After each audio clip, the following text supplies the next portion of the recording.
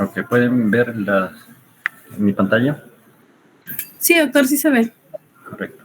Bueno, el tema programado para el día de hoy es sobre todo orientado al tratamiento de los desórdenes vasculares cerebrales, teniendo en cuenta que pues, estos son diversos, ¿no? Porque según la naturaleza del problema vascular cerebral, se orientará el tratamiento, ¿no? Sobre todo orientado a la etiología. Entonces acá vamos a ver de forma general todo lo que atañe a este tema. Entonces debemos saber que estos problemas vasculares cerebrales constituyen un gran porcentaje o proporción de todos los trastornos neurológicos, ¿no? Inclusive sobrepasan el 50% de estos, ¿no? Dando un porcentaje importante también de discapacidad, ¿no? A largo plazo. Aproximadamente la sexta parte muere al mes luego de haber presentado un evento cerebrovascular o un ictus, ¿no? Un evento agudo. Entonces también el porcentaje de mortalidad y de, en todo caso, morbimortalidad es importante para este grupo. Entonces, estos eventos cerebrovasculares están como que definidos por estas otras palabras, ¿no? Como accidente cerebrovascular, stroke, ictus, ¿no? Que significarían lo mismo, y que vendría a ser el síndrome neurológico que se desprende de un problema de naturaleza vascular y que este síndrome neurológico focal va a tener una instalación aguda o repentina, ¿no? A diferencia de lo que se considera como enfermedad cerebrovascular, que viene a ser cualquier anormalidad cerebral resultado de un proceso patológico que vincule a los vasos sanguíneos. Esto puede ser de forma aguda, repentina o crónica, ¿no? De instalación insidiosa, crónica, acumulativa, ¿no? Entonces estos dos términos como que nos marcan esa gran diferencia. Dentro de los ictus o eventos cerebrovasculares, ¿no? O stroke, podemos clasificar según su naturaleza, ¿no? Las hemorragias intracraneales, las hemorragias suprarrenales y los eventos isquémicos, ¿no? Siendo predominantes estos últimos, ¿no? En cuanto a frecuencia. Dentro de estos eventos isquémicos podemos observar aquellos lacunares, digamos, cuyo territorio es mucho menor, ¿no? Correspondería a la afectación de pequeños vasos sanguíneos, generalmente muy profundos, y que en las neuroimágenes suele observarse lesiones menores o iguales a 1.5 centímetros. Bueno, y los no lacunares, que vienen a ser pues, la mayoría, tienen otra naturaleza, ¿no? Enfermedad aterosclerótica de grandes vasos, orígenes embólicos, etcétera, como vamos a ver luego. Entonces, dentro de estos eventos isquémicos, podemos subclasificarlos, ¿no? Los stroke no lacunares, que a su vez se van a clasificar en cardioembólicos, es decir, de origen cardiógeno. Un gran porcentaje quedan como criptogénicos, es decir, aquellos cuya etiología no es muy clara o no se llega a la etiología porque tenemos estudios insuficientes o por la imposibilidad de realizar algunos estudios, ¿no? En este paciente en aras de determinar la etiología. Entonces quedan como criptogénicos. Y otro porcentaje no menor, la enfermedad de grandes arterias. Dentro de este grupo tenemos a los criptogénicos, aquellas enfermedades embólicas, pero que siguen siendo criptogénicas, ¿no? Entonces, por las características anatómicas, topográficas y de inicio del cuadro neurológico, harían sospechar de que se trata de un evento embólico, pero, digamos, la etiología es incierta, no determinada, ¿no? A pesar de haberse leído los estudios para determinar ello, ¿no?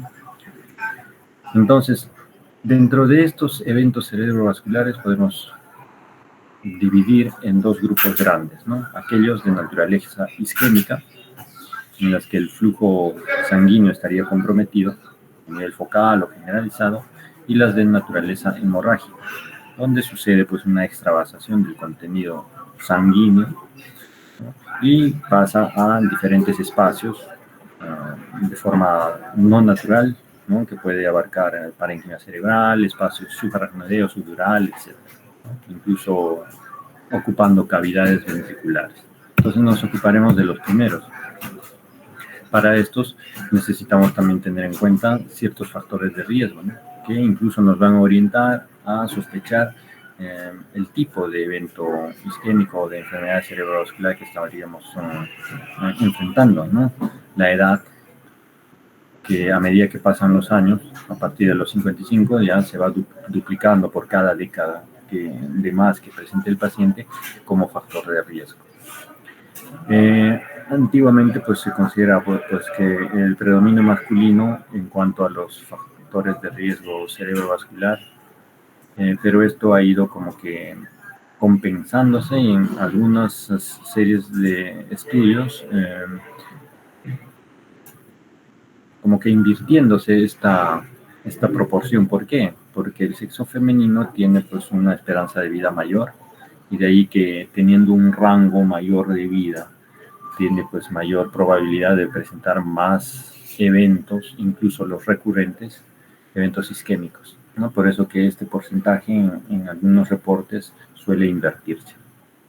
Las características étnicas también tienen que ver, la raza negra en algunas poblaciones asiáticas, chinas, y algunas características según el periodo. Por ejemplo, para que presenten desórdenes vasculares cerebrales a nivel, digamos, de enfermedades circulatorias prenatales, ¿no? Por ejemplo, la hidranencefalia, porencefalia, ¿no? En personas a nivel del periodo perinatal, por ejemplo, enfermedades hemorrágicas del recién nacido, trastornos del aparato respiratorio o cardiorrespiratorio, etc.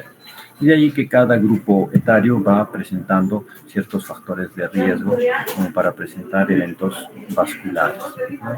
Y en la vida adulta, acá todavía tenemos, ¿no? En la adolescencia y en la etapa de los jóvenes o la adultez joven, ¿no? Tenemos, por ejemplo, incluso la migraña, uso de estrógenos, arteritis, ¿no? Como parte de las vasculitis, moya, disecciones arteriales y en algunos casos angiopatías amiloides. Y cuando observamos otro grupo etario, digamos los adultos, ya presentan cardioembolismo, enfermedad hipertensiva arterial, que constituye un factor de riesgo modificable, pero digamos crónico. Y en los adultos mayores viene la enfermedad arteriosclerótica, ¿no? De grandes arterias, ¿no? Viene pues la enfermedad de Bieswanger, que viene a ser la aterosclerosis de pequeños vasos, pero de instalación crónica, que cursa con leucoariosis.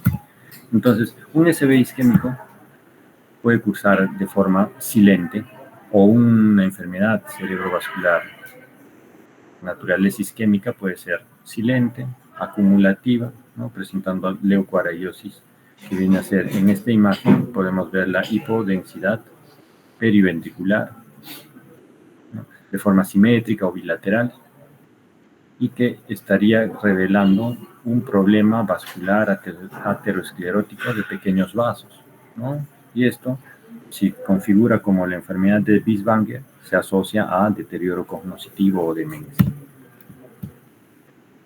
Entonces, cuando ya presentan estos eventos con focalidad neurológica, generalmente tienen una instalación brusca y van a ser reversibles cuando, por definición, esta reversibilidad ocurre dentro de las primeras 24 horas. Lo más frecuente es que ocurra dentro de la primera hora, pero antiguamente se clasificaba incluso con un margen límite de 24 horas para considerar como un ataque isquémico transitorio. Antiguamente también se consideraba este otro término, que es el desorden isquémico reversible, en el que la reversibilidad ocurría más allá de las 24 horas. No son entidades observables con frecuencia, pero a tener en cuenta, ¿no? Porque nada es absoluto en medicina. Hay situaciones en las que la reversibilidad puede suceder más allá de las 24 horas. Para eso existía esa clasificación. Los SB isquémicos o infartos con déficit menor generalmente van a ocasionar poca secuela, a lo que vamos a llamar más adelante como los eventos lacunares, ¿no? Son pequeños, correspondientes a territorios más pequeños, de generalmente vasos sanguíneos penetrantes, ¿no? de la parte profunda del parénquima encefálico. El infarto progresivo, aquel ictus que va empeorando a medida que pasa el tiempo, ¿no? Es decir, toma un determinado territorio dando una determinada manifestación focal, pero esta suele ir empeorando a medida que pasa el tiempo. Entonces, eso a veces puede ocurrir, ¿no? Y el infarto, por ejemplo, establecido es el que a partir de un determinado momento, generalmente de las 24 hasta 72 horas, ya no progresa más.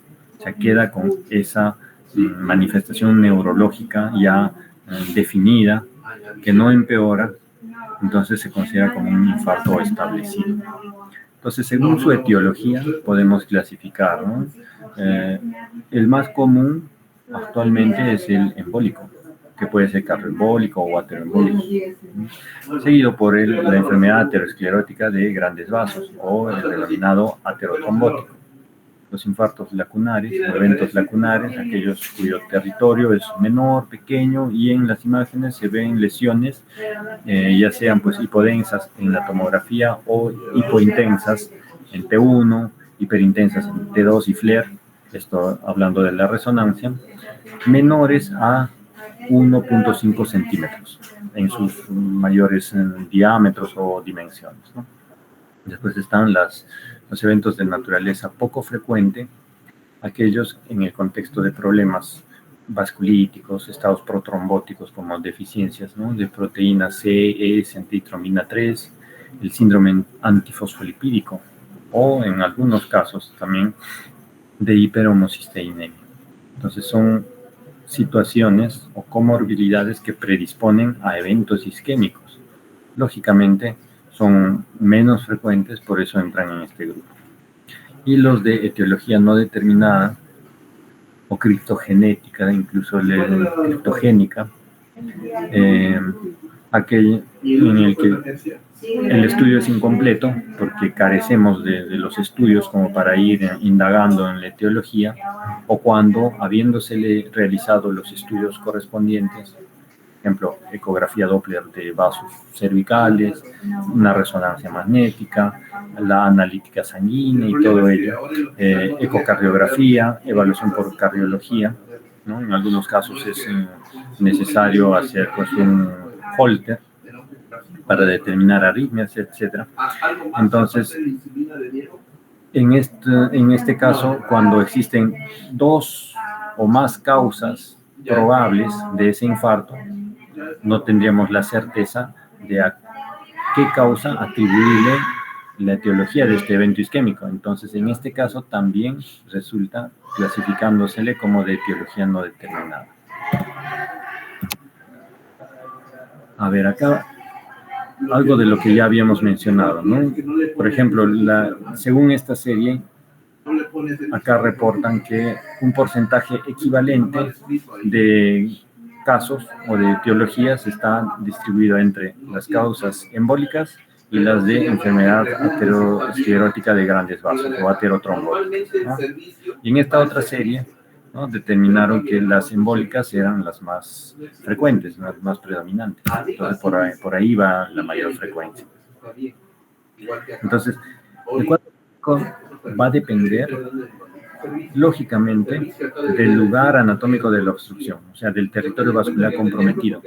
Pero como un prerequisito para, digamos, describir o empezar a describir este déficit neurológico focal, necesitamos que tenga inicio agudo. O sea, su instalación es aguda, brusca, rápida, puede progresar en minutos o en pocas horas, pero el inicio tiene que ser agudo, ¿de acuerdo? Entonces, puede cursar con trastorno de conciencia, alguna focalidad supratentorial, es decir, áreas del cerebro, ¿no? Área del lenguaje, área motora primaria, la suplementaria en algunos casos, estructuras más profundas, que podría ser, por ejemplo, la cápsula interna, que transporta las fibras corticoespinales, es decir, de la vía piramidal, ¿no? Dando déficit motor. déficits sensitivos, trastornos visuales, si es que está a nivel de estructuras occipitales, ¿no? Praxias, ¿no? En las estructuras corticales correspondientes a nivel parietal o frontoparietal, náuseas, amnesias. Entonces, hay una diversidad de manifestaciones neurológicas según la localización de la lesión. Y si todavía no tenemos la imagen en estos pacientes, también a través de un examen neurológico podríamos sospechar qué estructuras en el encéfalo o en el cerebro estarían comprometidas luego de presentarse de manera aguda. Entonces nos da, digamos, los elementos como para poder sospechar de que la condición actual del paciente se debería a un evento vascular, ¿de acuerdo? Entonces podríamos sospechar su naturaleza isquémica si es que se presentó, digamos, de forma aguda y fue progresando en minutos o en pocas horas, ¿no?, a un mayor déficit neurológico. Y si está asociado a algunos factores de riesgo cardiovascular también. Por otro lado, la focalidad infratentorial, por ejemplo, a nivel del cerebelo o tronco encefálico, ¿no?, un síndrome vulvar o síndrome de pares o de nervios craneales, que puede ser unilateral, bilateral. Tener en cuenta que cuando hay un problema infratentorial, muchas veces se compromete el nivel de conciencia, ¿no? Entonces van a estar con estupor y pueden llegar al coma inclusive. Y en algunos casos desarrollan un síndrome de hipertensión endocraneal, sobre todo cuando los eventos isquémicos abarcan territorios grandes, de ahí que se desprende la producción de edema como una consecuencia de este isquemia, y este edema produce un efecto de masa, comprimiendo estructuras sensibles, ¿no? Entonces, como el cráneo es una estructura no distensible, entonces va a comprimirse estructuras más nobles, más sensibles, más delicadas del contenido intracraneal en realidad, ¿no? No solamente el encéfalo, sino el flujo sanguíneo cerebral. Entonces, para confirmar el diagnóstico de un evento isquémico necesitamos de todas maneras una imagen, porque un diagnóstico diferencial es el evento hemorrágico, ¿no?, que también puede tener una instalación aguda y con determinada focalidad neurológica muy similar. Entonces, en una emergencia lo que necesitamos en primera instancia es una tomografía o un tomógrafo helicoidal multicorte, ¿no? Generalmente no tenemos a la mano una resonancia, que sería lo ideal, porque nos permite a través de la difusión, como hemos visto en el cursillo de neuroimágenes, la difusión nos permite detectar de forma precoz, temprana, eventos isquémicos que no se pueden objetivar todavía en una tomografía. Entonces, por ejemplo, aquí tenemos, si no estuviese la flecha, quizás pase desapercibida esta lesión, ¿no? Pero sí se puede notar que hay una hipodensidad circunscrita a nivel paraventricular izquierdo en la región frontal o frontoinsular izquierda del paciente, ¿no? Entonces, dentro de las primeras horas, a veces ni siquiera se observa esta hipodensidad. A veces el parénquima puede estar normal si se le toma dentro de las primeras 6 horas, 8 horas, ¿no? Entonces, las manifestaciones clínicas son las que nos van a orientar y la naturaleza de su instalación. ¿Acuerdo? Entonces, si en una primera tomografía no encontramos ninguna lesión, observamos un parénquima cerebral o encefálico aparentemente normal, basado en la clínica y en su forma de instalación, podríamos nosotros tener la certeza de que se trata de un evento isquémico, ¿no? Si está en las primeras 1 o 2 horas, ¿no?, de repente se trata de un evento potencialmente reversible, ¿no? De ahí que se puede desprender el tratamiento que pueda decidir. Pero si ya pasaron 5 o 6 horas, la conducta terapéutica cambiará, pero el diagnóstico no. Seguiremos pensando en un evento isquémico. Entonces, una tomografía, por más que no salga ninguna lesión evidente, sí me ayuda a confirmar una isquemia, porque una hemorragia se ve de distinta característica, como vamos a ver luego. Cuando pasan más de 24 horas, ya se ve una zona claramente delimitada. Puede tener un efecto de masa, claro que sí. Los surcos pueden verse asimétricos, sí, porque ya el edema está ejerciendo ese efecto de masa, ¿no?, desplazando ciertas estructuras. Los surcos ya no se van a ver tan nítidos, tan profundos, sino ya más atenuados, como una turgencia del tejido encefálico, ¿no? Y a veces puede haber una compresión del ventrículo, ¿no? Eventualmente algún grado de desplazamiento. Entonces, como aquí podemos ver, ¿no? Si bien es cierto, el ventrículo lateral derecho no ha sido colapsado, pero sí ha disminuido, ¿no?, su volumen o sus dimensiones. Está este efecto de masa comprimiendo, desplazando las estructuras de tal manera que el ventrículo lateral ha reducido en cuanto a su volumen. Y podríamos observar, creo, acá una insinuación de un pequeño desplazamiento de la línea media hacia el lado izquierdo. Entonces, cuando pasan más días, este efecto de masa es mucho mayor. Y después de una semana en adelante, tiende ya la remisión y desaparición del edema, ¿no?, del edema.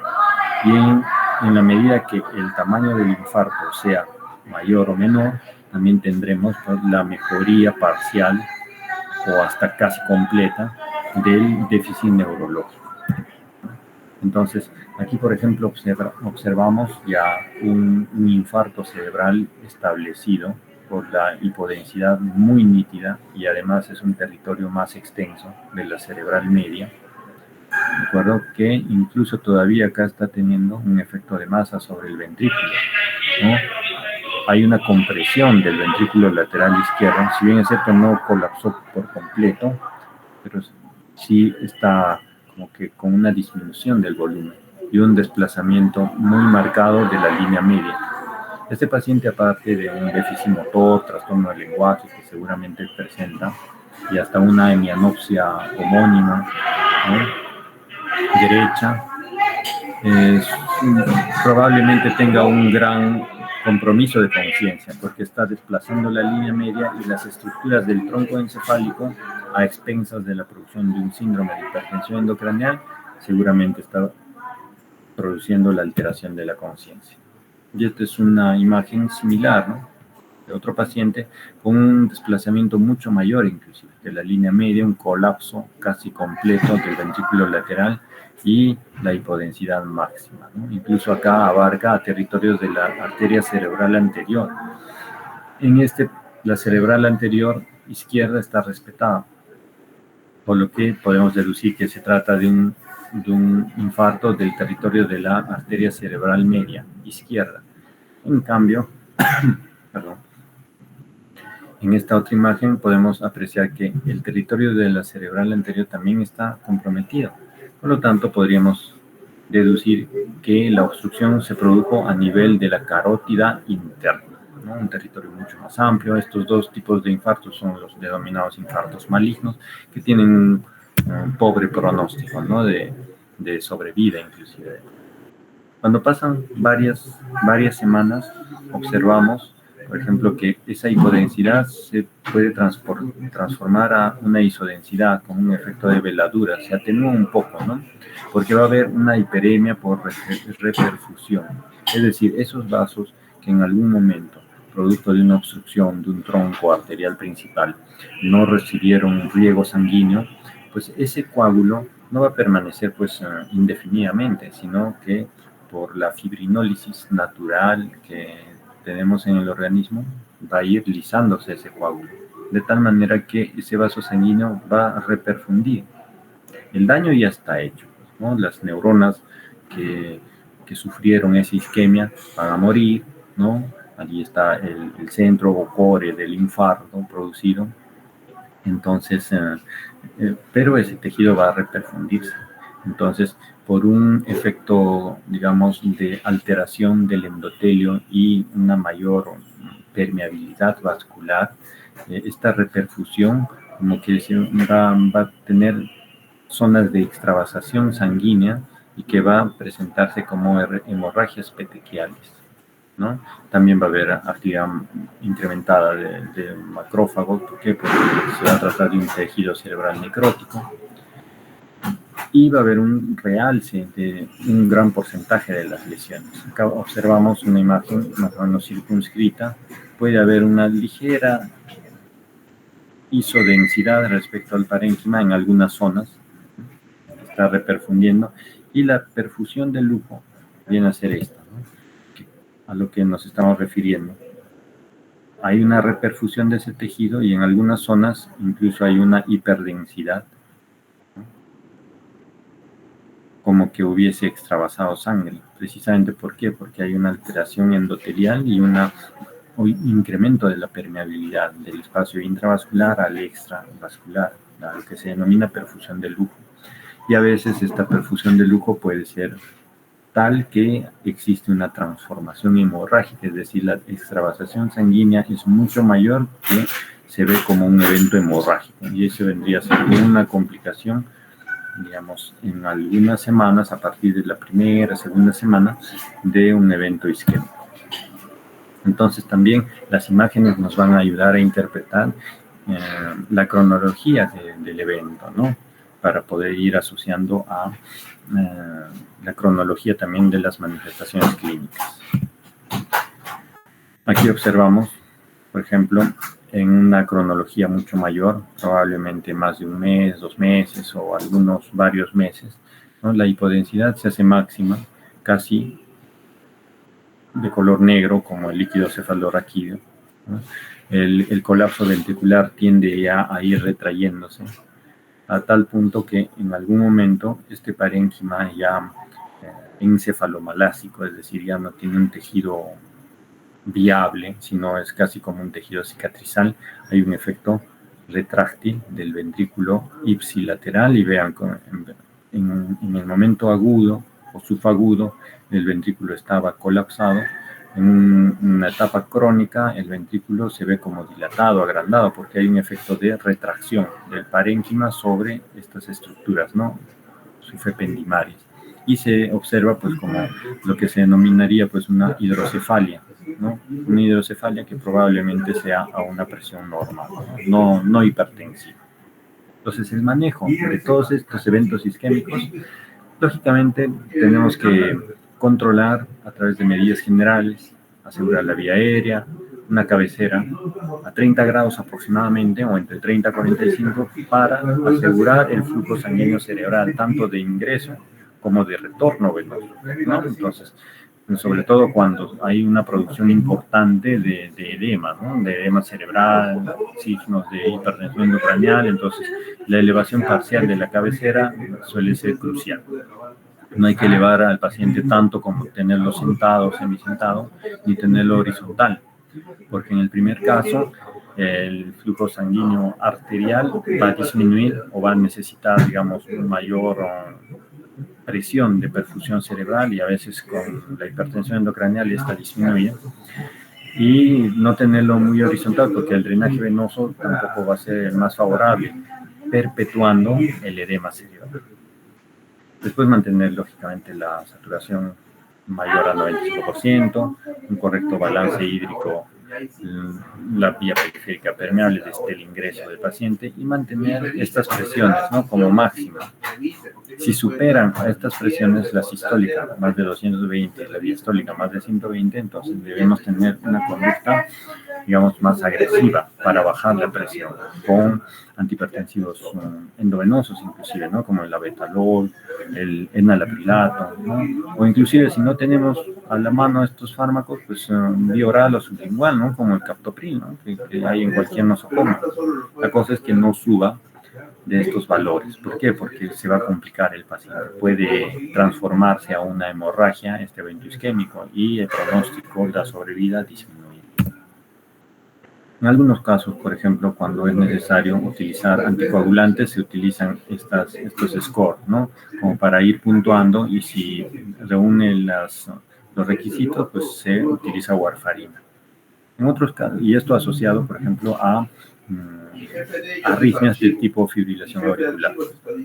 Pero si tenemos un paciente con evento aterotrombótico o lacunares, ¿no? Utilizamos la antiagregación nada más a estas dosis cada 24 horas, asociado a atorvastatina en dosis intermedias o altas, ¿no? De 40 a 80, según la comorbilidades, edad del paciente, ¿no? Antecedentes de uso o no, porque hay pacientes que ya estando utilizando la atorvastatina presentan su evento isquémico, entonces tenemos que subir la dosis nada más.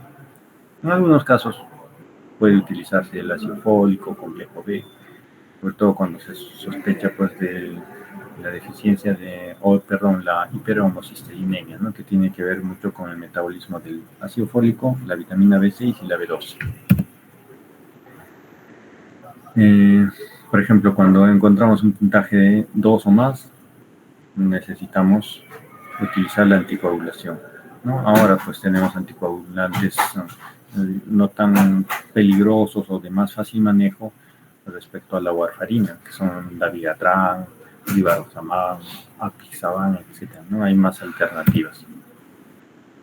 Un tratamiento, digamos, extremo, que no disminuye la morbilidad, pero sí la mortalidad, viene a ser la descompresión quirúrgica, ¿no? Sobre todo con los infartos malignos, ¿no?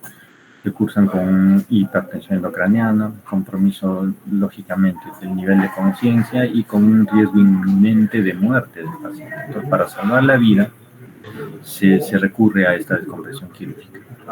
Lógicamente que, digamos, la morbilidad no va, es decir, refiriéndonos a las secuelas neurológicas, no va a cambiar sustancialmente, pero el paciente puede vivir, ¿no?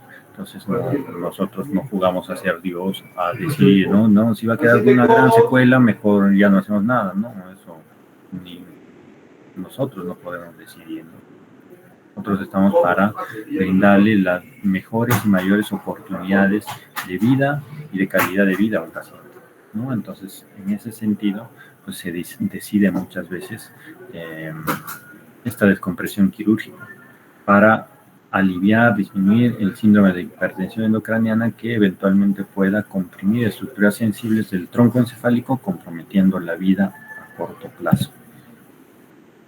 El otro gran grupo de estos eventos tenemos pues a los eventos hemorrágicos, ¿no? Donde hay, como habíamos mencionado, una extravasación sanguínea a un espacio extravascular, ¿no? Que puede ser parenquimal, ventricular, subaracnoideo, subural, etc. Y de ahí la clasificación, ¿no? Por ejemplo, las subaracnoideas o una extravasación difusa puede ser a nivel del espacio subaracnoideo, que incluso puede abarcar los ventrículos. Si es focal, puede ser intraparenquimal o en el espacio epidural o subdural. Ahora, según la profundidad, eso también nos va a orientar, ¿no? A sospechar, incluso según el grupo etario. Si es profunda, generalmente tiene naturaleza hipertensiva, salvo sea un paciente pues que, aparte de ser muy joven, 20 años o adolescente, no tiene historia de hipertensión arterial, entonces esa posibilidad se aleja. Y con las hemorragias lobares, es decir, las corticales, si es un paciente joven, sospecharíamos en una malformación arteriovenosa, una malformación vascular, y si es un adulto, sospecharíamos en primer lugar en un problema de angiopatía amiloide. Entonces de ahí se desprende qué otros estudios complementarios puedo solicitar en el paciente con fines de aclarar el diagnóstico, ¿no? Y sobre todo de darle un manejo adecuado.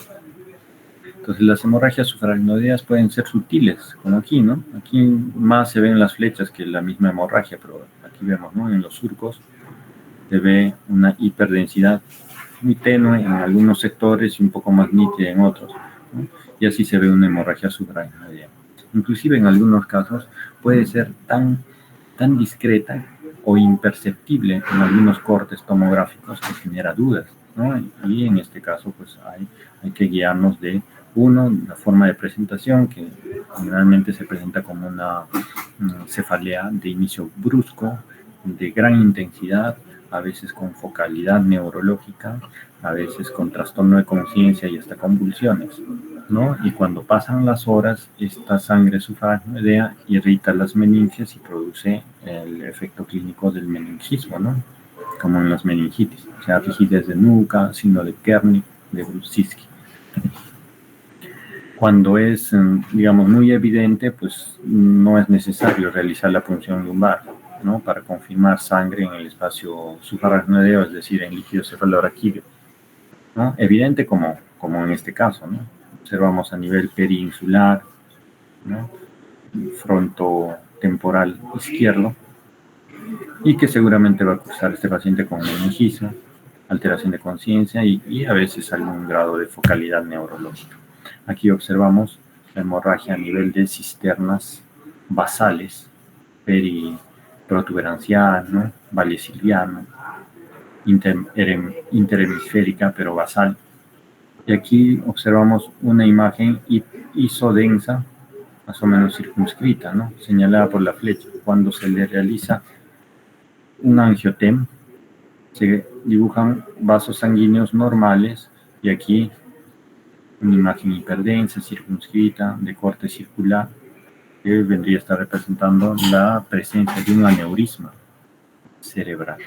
Bueno, entonces, así se demuestra que esta hemorragia subaracnoidea tuvo un origen aneurismático, un aneurisma complicado, probablemente fue el que se rompió y sangró, ¿no? Entonces, cuando la hemorragia subaracnoidea solamente es de alta sospecha clínica, ¿no? Por su forma de presentación, el inicio, meningismo si es que tuviese, ¿no?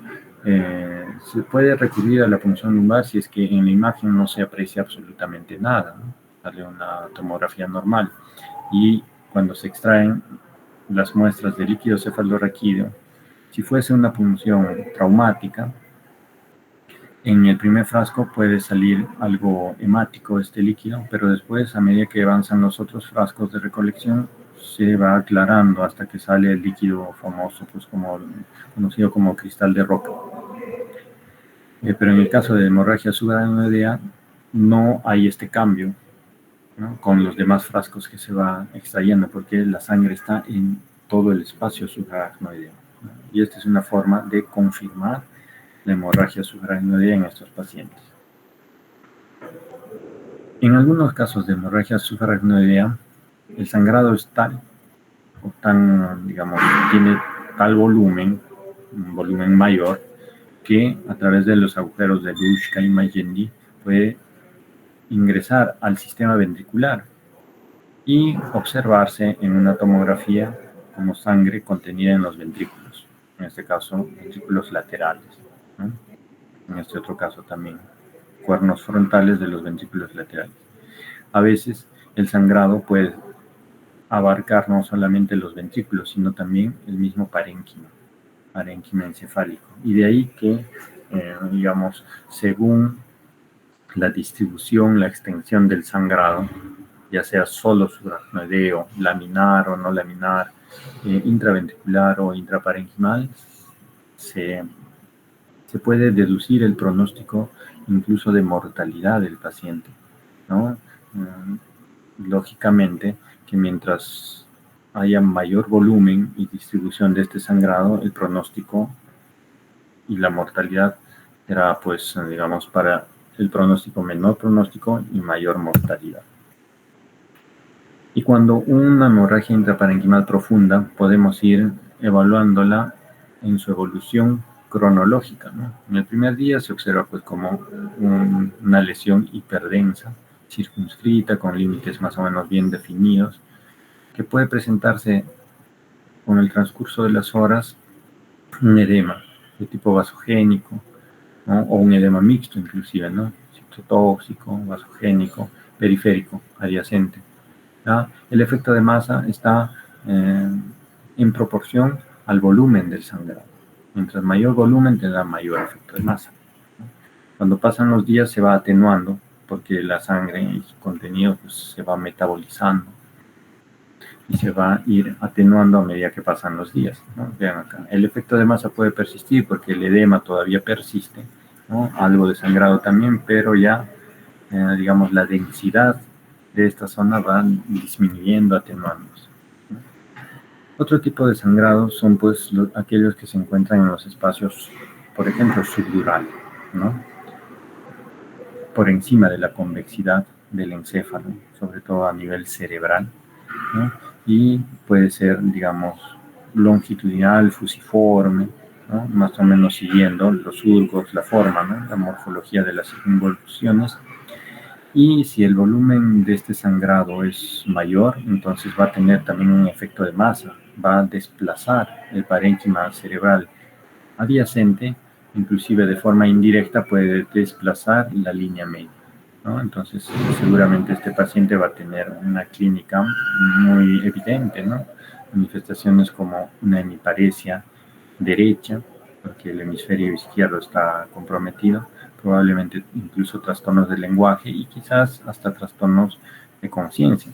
Entonces, la necesidad quirúrgica sí pues es inminente, ¿no? En este caso.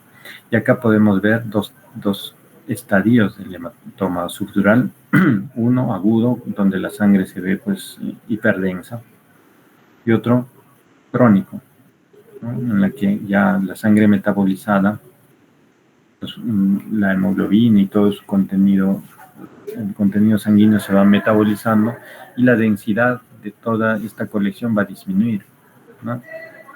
Se pone hipodensa respecto al parénquima y vean que incluso está casi pareciéndose al líquido cefalorraquídeo, ¿no? Entonces eso nos da el diagnóstico de un hematoma crónico.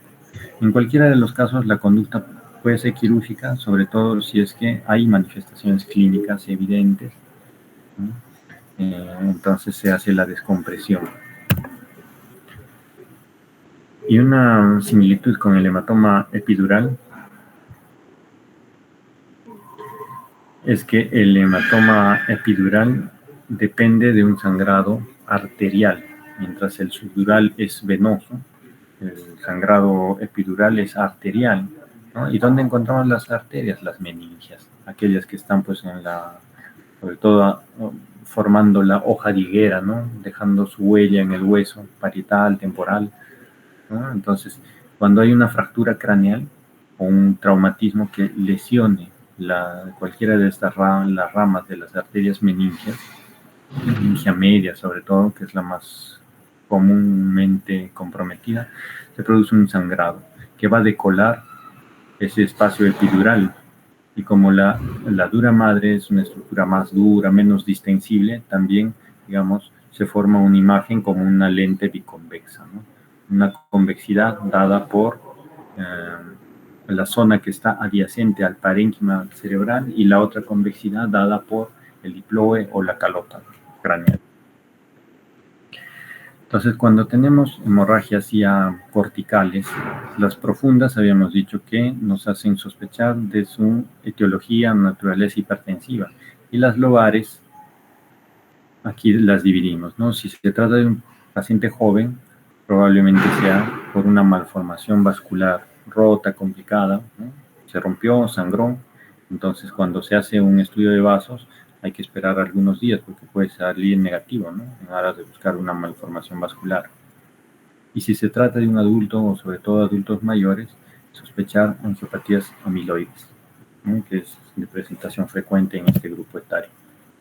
Entonces, frente a todos estos eventos hemorrágicos, igual, ¿no? Que en los isquémicos las medidas generales están destinadas a, uno, evitar mayores complicaciones, acudir al paciente en la urgencia de la situación, asegurando la vía aérea, la cabecera del mismo nodo, ¿no?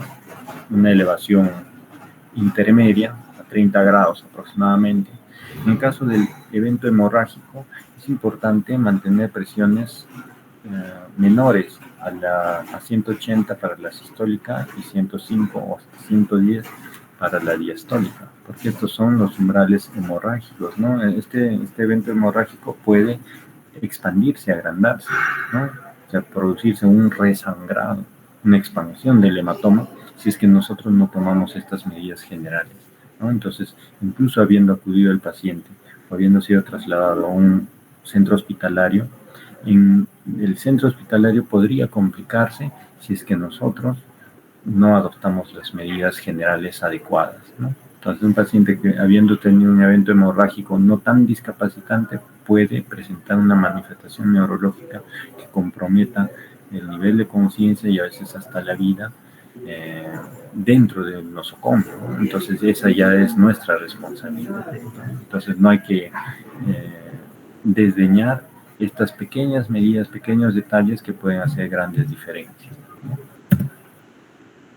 La neuroprotección secundaria, lógicamente, controlar la presión arterial, sobre todo en los pacientes en quienes se ha identificado picos malignos de la hipertensión. Si recibía tratamiento, pues hay que reinstaurar este tratamiento, incluso dentro de las primeras 24 horas, si es que esta persona no está siendo adecuadamente controlada, ¿no? El manejo de la hipertensión endocraniana, ¿cómo? Con, por ejemplo, administración de sustancias osmóticas, ¿no? Mannitol, cloruro de sodio hiperosmolar, ¿no? O solución hipertónica, ¿no? Conocida como tal. Descompresiones quirúrgicas para el drenaje del hematoma o en todo caso para la descompresión de la hipertensión endocraniana, ¿no? Que puede salvar la vida del paciente. Y aquí observamos este ejemplo en el que presentaba, ¿no?, la imagen que les había mostrado anteriormente, un hematoma, si bien de características crónicas, pero estaba con un desplazamiento de estructuras parenquimales cerebrales, probablemente dándole una clínica neurológica muy evidente. Quizás dentro de esta, pues lo más común es una hemiparesia izquierda para este paciente. Luego de la descompresión quirúrgica o drenaje del hematoma, vimos que redujo este espacio.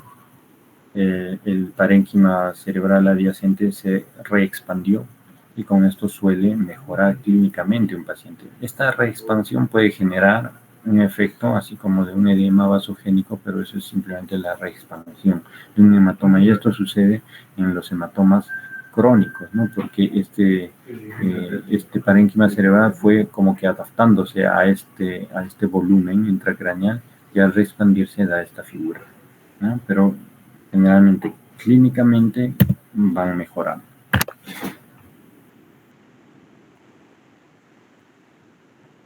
Muy bien. Si es que tuviesen alguna pregunta o alguna intervención.